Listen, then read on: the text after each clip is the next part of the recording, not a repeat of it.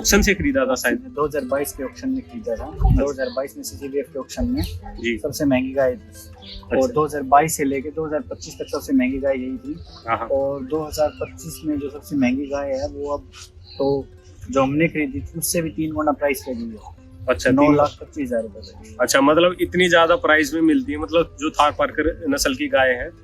अच्छा, ब्रीडिंग कितना काम हुआ नहीं है। और ब्रीडिंग के हिसाब से अभी अगर कोई किसान इसमें ब्रीडिंग में आता है तो फिर ब्रीड सेल करके अच्छा पैसा कमा सकता है। अभी ब्रीड सेल करके पैसा कमा सकता है। अभी हमने एक बछड़ी सेल की है। 1,90,000 रुपए की बछड़ी। अच्छा, कितने महीने की थी वो? मतलब 1 साल के करीब की थी। अच्छा। उससे वो भी सेल के लिए नहीं दी, वो किसी दोस्त को ही दी है। और उससे भी उसकी एक बछड़ी जो होगी वो अपने पास ही आई। अच्छा, भाई ने एक बछड़ी ना 1 साल की 1,90,000 रुपए की सेल करी है। मतलब बहुत बड़ी बात है। देखो, ब्रीडिंग का ये खेल होता है सारा। इसका जो रिकॉर्ड है फर्स्ट इलेक्ट्रिशियन में ही, उसने 3270 लीटर दूध है निकाल के दिया था। अच्छा, 3270 लीटर 1 लैक्टेशन 305 दिन का उसका रिकॉर्ड है। यानी कि गाय के हिसाब से ये रिकॉर्ड बहुत अच्छा माना जाता है। अच्छा, ज्यादा माना जाता है। मतलब 305 दिन के अंदर उसने 3270 लीटर दूध दिया है। ठीक है, तो इतना अच्छा खासा उसने दूध दिया। तो ये चीजें मेन होती है ब्रीड, अगर आप करेक्टर की बात करें। नमस्कार किसान भाइयों, आज मैं आपको प्रदीप जी से मिलाऊंगा जो करीब 3.5 लाख रुपए की राजस्थान से गाय लेके आए हैं। और लगभग इसके अंदर लगभग 3 से 4 साल हो गए आपको संवर्धन पे काम करते हुए। 3 साल के करीब हो गए इनको संवर्धन पे काम करते हुए। तो इनकी थार पारकर जो गाय है वो देखेंगे और इनसे जानकारी लेंगे भाई थार पारकर जो गाय है उसमें ऐसी क्या खासियत है उसके दूध में कि वो इतनी महंगी बिकती है। और उसके दूध के अंदर ऐसी क्या क्वालिटी है जिससे जो हमारे जो और किसान भाई हैं वो पैसा भी अर्न कर सकते हैं। इसलिए पूरी डिटेल इन्फॉर्मेशन आपको इस वीडियो के अंदर मिलेगी, इसलिए आप इस वीडियो को आखिर तक देखें। तो नमस्कार प्रदीप भाई, सबसे पहले तो आपका बहुत बहुत स्वागत है हमारे चैनल फार्मिंग पैन इन्फो में। थोड़ा अपने बारे में और अपनी इस लोकेशन के बारे में बता दो आप भाई। ये लोकेशन पड़ती है चरखी दादरी में, गाँव है बेरला जी। और ये जो फार्म पड़ता है देखिए, ये बेरला के बिल्कुल लैंड पे लगा लो। ये जो नेक्स्ट विलेज है जी, उससे जो कच्चे रास्ते है उसके ऊपर ये फार्म पड़ता है। अच्छा, तो ये फार्म मैंने 27 दिसंबर 2022 में स्टार्ट किया था। 2023 ही मान लो, 4 दिन पहले ही 2023 से 4 दिन पहले स्टार्ट किया था जी। और आज मेरे को करीब 3 साल के करीब हो जाएंगे अभी दिसंबर। देखो भाइयों, मैं आपको बता दूं कि भाई का कोई छोटा मोटा फार्म नहीं है, लगभग 40 से प्लस ही एनिमल है लगभग अपने पास में। ठीक है, तो अच्छा खासा इनका बड़ा फार्म है। लेकिन क्या है, थार पारकर पे भी अच्छा खासा काम कर रहे हैं। तो भाई देखो, आप 3.5 लाख रुपए की गाय लेके आए, थोड़ा सा उसके बारे में बताएं। और भाई की यूट्यूब पे वीडियो भी पड़ी है, कोई ऐसा नहीं कि भाई हम झूठ बोल रहे हैं। तो भाई की यूट्यूब पे वीडियो भी पड़ी, वहां से आप जाके देख सकते हो। इन्होंने ऑक्शन से खरीदा था शायद। 2022 के ऑक्शन में खरीदा था। 2022 में सीसीबीएफ के ऑक्शन में जी सबसे महंगी गाय थी। और 2022 से लेके 2025 तक सबसे महंगी गाय यही थी। और 2025 में जो सबसे महंगी गाय है वो अब तो जो हमने खरीदी थी उससे भी 3 गुना प्राइस पे दी है। अच्छा, 9,25,000 रुपए। अच्छा, मतलब इतनी ज्यादा प्राइस में मिलती है, मतलब जो थार पारकर नस्ल की गाय है। अच्छा, ऐसी क्या खासियत है कि लोग मतलब इतना ज्यादा रेट दे रहे हैं इस गाय का? इसके दूध में खासियत है या कुछ ब्रीड में ऐसी बात है? थोड़ा सा हमारे जो दोनों ही चीजें हैं। देसी गाय के दूध का महत्व तो हमको सबको पता ही है, लेकिन जो मेन रीजन है वो है जर्मप्लाज्म का। अच्छा, मतलब ब्रीड की प्योरिटी का। तो दूध और ब्रीड प्योरिटी दोनों ही अलग अलग चीजें हैं। अच्छा, ठीक है। भाई ने बोला जर्मप्लाज्म। ठीक है, हम इतने जानकार तो है नहीं कि भाई जर्मप्लाज्म क्या होता है। भाई थोड़ा विस्तार से बताओ भाई। जो ब्लड लाइन है उनकी 6 से 7 जनरेशन 8 जनरेशन का रिकॉर्ड पूरा है। अच्छा, और वो प्योरिटी मतलब शुद्धता में 100% है। अच्छा। जैसे हम बाहर जा रहे हैं तो आजकल मोस्टली जो गाय हैं वो क्रॉस ब्रीड्स हैं। और वो फार्म करीब 100 साल से करीब हो गए उसको काम करते हुए। अच्छा, वो थार पारकर पे ही काम कर रहे हैं जी। और उनकी थार पारकर गायें जो है आज के दिन ऑल इंडिया में सबसे अच्छी गायें हैं। तो एक हिसाब से वो जेनेटिक्स जो होते हैं वो जेनेटिक्स के पैसे दिए। अगर आप उसको दूध से कंपेयर करोगे तो दूध में तो आप कभी भी इतने पैसे निकाल नहीं पाओगे। हाँ, वो गाय का लेने का जो मेन मोटिव है वो है जेनेटिक्स के साथ ब्रीड। अच्छा, ब्रीड इंप्रूवमेंट के लिए हम भी जैसे आगे अगर ब्रीड ऐसी तैयार करनी हो तो उसके अच्छे सीमेंट यूज करके फिर वैसे ही कोशिश है थोड़ी सी उस फार्म के लेवल की। मतलब कुल मिला के किसान भाइयों बात ये है कि जो उसकी जनरेशन है उसका बहुत महत्व है। और इस डेयरी इंडस्ट्री के अंदर और मतलब भाई कौन सी वो जनरेशन की है, क्या उसका मदर फादर है, उसका जो रिकॉर्ड है वो बहुत ज्यादा इम्पोर्टेंट है। ज्यादा इम्पोर्टेंट ठीक है। और प्लस उसका जो रिकॉर्ड है फर्स्ट लैक्टेशन में ही, उसने 3270 लीटर दूध है निकाल के दिया था। अच्छा, 3270 लीटर एक लैक्टेशन 305 दिन का उसका रिकॉर्ड है। यानी कि गाय के हिसाब से ये रिकॉर्ड बहुत अच्छा माना जाता है। अच्छा, ज्यादा माना जाता है। मतलब 305 दिन के अंदर उसने 3270 लीटर दूध दिया है। ठीक है, तो इतना अच्छा खासा उसने दूध दिया, तो ये चीजें मेन होती है ब्रीड, अगर आप करेक्टर की बात करें। अच्छा, इसकी दूध की क्या खासियत है, थोड़ा सा दूध के बारे में बताओ, क्योंकि एंड प्रोडक्ट तो किसानों को दूध ही चाहिए होता है। तो दूध की तो खासियत ही है कि आजकल A2 का काफी ट्रेंड चल रहा है। तो पीने के हिसाब से अच्छी डाइजेस्टिबिलिटी होती है, विटामिन डी ज्यादा होता है। तो आजकल जो बस वही है, न्यूट्रिशनल बेनिफिट तो मेरे हिसाब से करीब करीब दोनों के सेम ही है। अच्छा, आज के दिन मतलब एक तो A2 उसके अंदर मिल्क है, A2 मिल्क ही है। और दूसरी बात है कि जल्दी से बीमार होते नहीं है, खर्चा कम है। तो एक हिसाब से वो भी चेक करने के लिए कि वायबिलिटी है कि नहीं, उस हिसाब से भी थोड़ी सी। मैंने एक वीडियो देखी थी, मतलब जैसे इंस्टाग्राम पे आजकल स्क्रॉल करते हैं कि थार पारकर नस्ल की जो गाय है वो मतलब बहुत ज्यादा गर्मी के अंदर बैठी हुई है और वो सहन कर रही है। मतलब तो जैसे बहुत सारे एरिया, जैसे राजस्थान हो गया, मतलब हरियाणा का भी कुछ हिस्सा हो गया, और भी बहुत सारे एरिया जहाँ पे, महाराष्ट्र हो गया, वहाँ पे बहुत ज्यादा गर्मी होती है। तो जैसे HF काऊ है वो तो सहन नहीं कर पाती है। हाँ, HF काऊ भी सहन नहीं कर पाती गर्मी। बट थार पारकर का ये है कि अभी लोगों ने थोड़ा सा अवेयर हुए हैं ब्रीड को लेके और काम कर रहे हैं। तो धीरे धीरे मुझे लगता है कि इसमें दूध धीरे धीरे बढ़ता जाएगा। तो आज इतनी एक्सपेंसिव हो सकता है, जब क्वांटिटी इनकी ज्यादा हो तो तब इतनी एक्सपेंसिव ना रहे। अभी एक्सपेंसिव होने का एक मेन रीजन ये भी है कि काफी लिमिटेड नंबर्स में ही प्योर ब्रीड गाय हैं वो हैं थार पारकर। जैसे HF में पंजाब में जाएंगे तो प्योर ब्रीड्स मिल जाएंगी। और वही है, आजकल प्योर जो जन्म पाला की बात की, प्योर जेनेटिक्स की बात की, तो प्योर जेनेटिक्स अभी काफी कम है, इसी की वजह की वैल्यू अभी इतनी है। अच्छा, मतलब देखो जेनेटिक्स की वैल्यू टोटल मिला के बात ही है। और प्लस में जो मिल्क है उसका थोड़ा रेट जानना चाहेंगे कि आपके एरिया में जैसे इसका मिल्क का रेट क्या है वैसे थार पारकर का? वैसे देखो, थार पारकर मिल्क रेट तो यहाँ पे अगर आप कॉमनली स्टैंड पे मतलब सेल करोगे तो वही रेट पे जाएगा। अभी 4.5-5 के करीब फैट आती है इसमें। तो फैट के हिसाब से देखोगे तो 42-43 ही जाएगा। अच्छा, मतलब 42 यानी कि 42 रुपए का जा रहा है। रेट काफी कम है। ये देखो, सरकार की भी कुछ कमियां है जो डेयरी इंडस्ट्री उसको लेके किसान भाइयों को रेट कम दिलवा रहे हैं। प्लस में कुछ ऐसी भी खामियां है जो हमें भी सुधारने की मतलब चाहिए। देखो, अगर रेट कम है ना तो फिर आपको एनिमल की प्रोडक्शन बढ़ाने पे फोकस करना पड़ेगा। जैसे पहले साल मेरे पास 7 से 10 गायें थी, उनमें मतलब क्रॉस ब्रीड्स भी मैंने आपके पास सेल किए हैं काफी। तो उसमें ही मेरा 100 से 110 लीटर दूध जा रहा था। अब की बार मेरे पास 7 ही गायें हैं और उसी में मेरे 120 से 30 लीटर दूध जा रहा है। अच्छा, और वो भी सिर्फ HF का, भैंसों का तो मैं इंक्लूड नहीं कर रहा हूँ। मतलब देखो क्या है कि अगर हमें रेट नहीं मिल रहा तो भाई का कहने का मतलब है कि हमें क्या करना है, जो ब्रीड है वो इतनी अच्छी सिलेक्ट करनी कि वो एक लैक्टेशन में ज्यादा दूध दे, यानी कि एक ब्यात के अंदर ज्यादा दूध दे। हमें उस चीज पे फोकस करना है। तो वो जनरेशन से होता है। ठीक है, तो भाई कर रहे हैं, जनरेशन पे काम कर रहे हैं। जो भाई की गाय है वो भी वीडियो में आपको बीच में दिख रही होगी, कितनी अच्छी क्वालिटी की गाय है। मेरे को भी बहुत अच्छा लगा। उनकी बछड़िया भी आ रखी है। तो फिलहाल आपका आगे का क्या प्लान है अभी? आगे का तो मेरा प्लान यही है कि मुझे अभी धीरे धीरे एक्सटेंड करना है, फार्म को बढ़ाना है। अभी मैंने कुछ क्रॉस ब्रीड्स थी जो मेरे पास पहले थी, जिनकी मिल्क कैपेसिटी अभी मतलब 15 से 20 लीटर थी, वो अभी मैंने निकाली हैं। अभी 2-3 और है मेरे पास सेल करने के लिए आगे।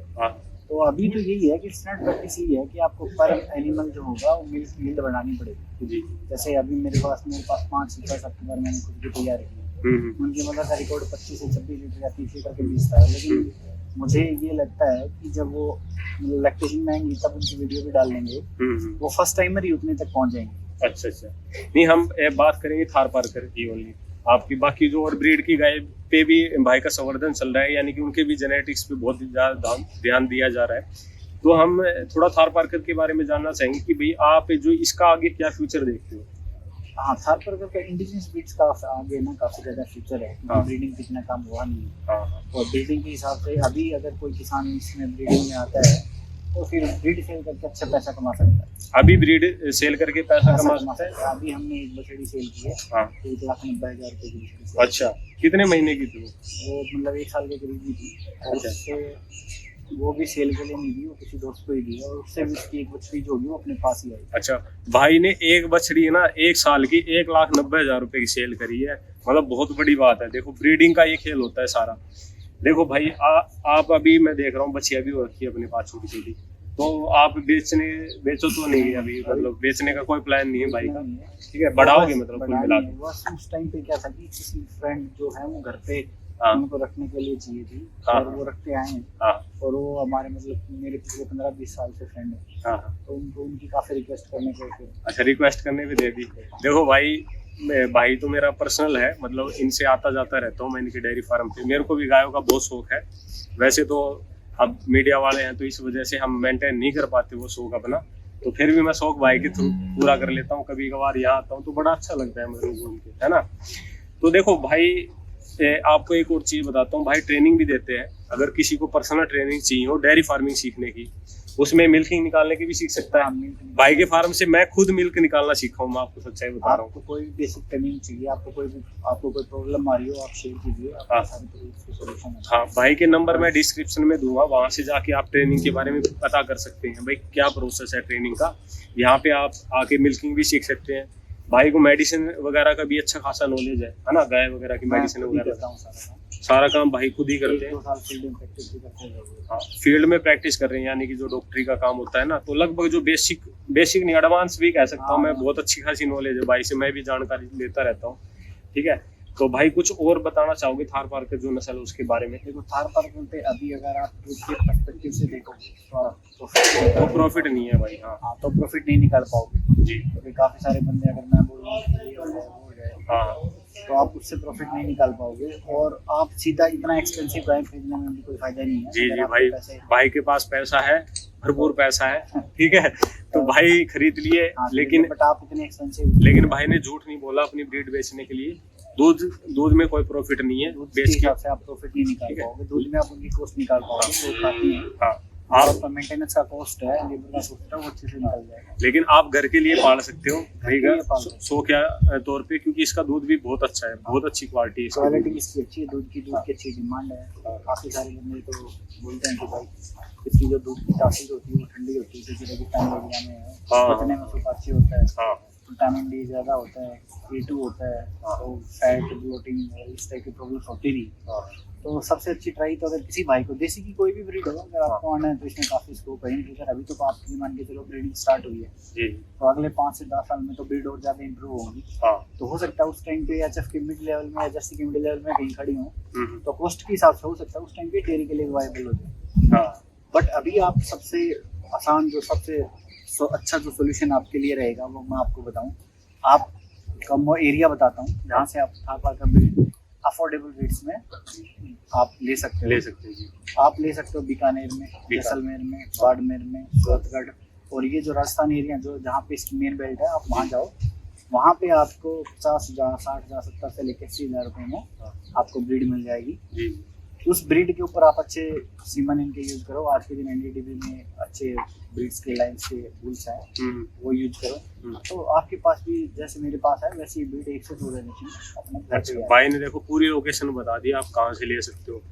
भाई देखो आपने इतना कीमती समय निकाला उसके लिए बहुत बहुत धन्यवाद, ठीक है। और कीमती समय नहीं भाई मेरे अपने ही लगा लो, तो मैं इनके विजिट करता रहता हूँ। आगे भी आपको इनकी वीडियो मिलेगी, कोई भी डायरी से जुड़ी जानकारी होगी ना, वो हम इस चैनल पे आप किसी को भी किसी भी टाइप से कोई प्रॉब्लम आ रही है, हाँ, आपको सनीला ज्यादा आ रहा है, आपको सीमन कैसे यूज करने चाहिए, हाँ, आपको कौन सी ब्रीड पे काम करना है, तो किसी भी टाइप की कोई भी रिलेटिव है, मेरे एरिया में टाइम पे टाइम ट्रेनिंग करवाते हैं। हाँ, तो अगर वो ट्रेनिंग और वो भी बता दो आप उसके पीडीएफए के शायद आप वो बने हो, डीएफए के। अच्छा, डीएफए की पीडीएफए पंजाब में, डीएफए अभी हमने एक नई ऑर्गेनाइजेशन स्टार्ट की हरियाणा में। हाँ, तो वो ऑर्गेनाइजेशन स्टार्ट की है किसान की मदद के लिए। अगर उसमें सारे ही डेयरी फार्म्स है, ये नहीं कि मेरे पास 40 एनिमल्स हैं, मैं ही डेयरी फार्मर हूँ, 2 एनिमल जिसके पास में है, 1 एनिमल भी जिसके पास है, वो भी फार्मर ही है। जी बिल्कुल, वो भी डेयरी फार्मर ही है। तो उसको किसी भी टाइप से कोई भी उसको न्यूट्रिशन के रिगार्डिंग कोई हेल्प चाहिए, उसको अच्छे जेनेटिक के रिगार्डिंग कोई हेल्प चाहिए, तो टाइम टू टाइम हम अपनी ट्रेनिंग कंडक्ट करना स्टार्ट कर चुके हैं, तो वो हमारे साथ रजिस्टर्ड कर सकते हैं। हाँ, रजिस्टर होकर जुड़ सकते हैं। हाँ, सिंगल टाइम फीस है 500 to 450 to 500 में आप हमारे साथ रजिस्ट्रेशन करवाइए। आपको अच्छे सीमेंट मार्केट रेट से कम पे अवेलेबल करवाए जाएंगे जी। टाइम टू टाइम आपको प्रॉब्लम्स आ रही हैं, आप हमारे नंबर पे एक ग्रुप है हमारा, उसमें आप शेयर कर सकते हैं जी जी। अगर आप 5 से 10 मेंबर हैं मेरे एरिया के, तो उससे जिस पे जो कॉमन होगा उस पर हम उनकी ट्रेनिंग्स भी करवाएंगे, ठीक है। उसके बाद अब उनको मेडिसिन की रिक्वायरमेंट होगी तो ओरिजिनल मेडिसिन और कॉस्ट इफेक्टिव वे में, यानी कि काफ़ी कम सस्ते में, मतलब दूसरे से सस्ते में वो भी दिलवाई। जो भी भाई मतलब रियली इंटरेस्टेड है डेयरी फार्मिंग में, जिसको हेल्प चाहिए, जो सीखने की इच्छुक है, वो कांटेक्ट कर सकता है। और देखो भाई ऐसा है, ये कोई प्रमोशनल वीडियो नहीं है ना, मैंने कोई एक पैसा लिया है भाई से, और मैं खुद जानकारी लेता रहता हूँ। और भाई कभी भी दिल खुश होके मेरे से जो भी जानकारी होती है डेयरी फार्मिंग के रिगार्डिंग वो शेयर मेरा कुछ प्रॉफिट है। हाँ आप ये मान के चलो आजकल अच्छे जेनेटिक्स के सेवन, देखो भाई प्रॉफिट की तो ऐसी बात है, अगर आप किसी को समय दे रहे हो तो उसकी जरूर आप कुछ ना कुछ हेल्प करें। बिना हेल्प के क्या होता है कि इंसान जब तो पैसा नहीं आता तब तक इंसान भी उसमें कम इंटरेस्ट लेता है, ठीक है। तो भाई से आप जुड़ सकते हैं, डिस्क्रिप्शन में नंबर मिल जाएगा, एड्रेस मिल जाएगा, आप इनको कॉल करें। अगर कॉल नहीं उठा पाते तो व्हाट्सएप पे मैसेज करें, व्हाट्सएप पे मैसेज छोड़े, वहाँ से भाई कोई नया डायरी फार्म स्टार्ट करना चाहता है तो उसके बाद हमारे पास एक ग्रुप भी है, हम वो आप वहाँ पे पहले से ही मैं खुद भी जुड़ा हुआ हूँ, मेंबर है भाई जानकारी देते रहते हैं, बहुत अच्छी मतलब ये ब्रीड की वो अभी चल रहा है, बहुत मेरे को बहुत अच्छा लगता है वो चीज। उस ग्रुप में इंफॉर्मेशन शेयर करते रहते हैं, प्लस इसकी जो प्रॉब्लम्स है वो भी उस ग्रुप में आती रहती है, तो उसमें भी सारे डेयरी फार्मर्स ही हैं, तो एक दूसरे में मतलब किसी को कोई प्रॉब्लम आती है तो किसी भाई की नॉलेज है तो उसकी हेल्प भी करता है, तो इस टाइप की से भी ग्रुप है। तो अगर किसी भी भाई को कोई भी चाहिए, किसी भी टाइप की भी चाहिए, आप कॉल कर सकते हो, पूरी जानकारी मिलेगी। और एक चीज मैं आपको बता दूं, कोई भी जो बिजनेस करते हैं ना, वो अपना बिजनेस कोई बता के खुश नहीं होते, लेकिन ये पहले भाई ऐसे हैं जो बहुत ही खुल के आपको बताते हैं चीजें और शेयर करते हैं, तो मेरे को बहुत अच्छे लगे इनके विचार। तो ऐसे भाई हमारे जो ऐसे नगीने हैं वो कभी कभार ही मिलते हैं भाइयों, ठीक है। तो इन नगीनों से अगर आप कुछ सीख पाओ तो आप जरूर सीखें, इनसे जुड़े। धन्यवाद भाई, आपने इतना कीमती समय दिया और बहुत ही अच्छा लगा भाई से मिलके। और मेरे तो भाई ही लगा लो, मैं तो आता जाता रहता हूँ और आप भी जुड़ सकते हैं। तो धन्यवाद दोस्तों ये वीडियो आखिर तक देखने के लिए, और प्लीज़ आपने अभी तक मेरे चैनल को सब्सक्राइब नहीं किया तो चैनल को सब्सक्राइब कर दे, वीडियो को लाइक कर दे। यहाँ पे मैं आपको फार्मिंग से जुड़े हुए नए नए बिजनेस आइडिया और उनसे जुड़ी समस्याएं हैं वो मैं इस चैनल के ऊपर बताता रहता हूँ। धन्यवाद।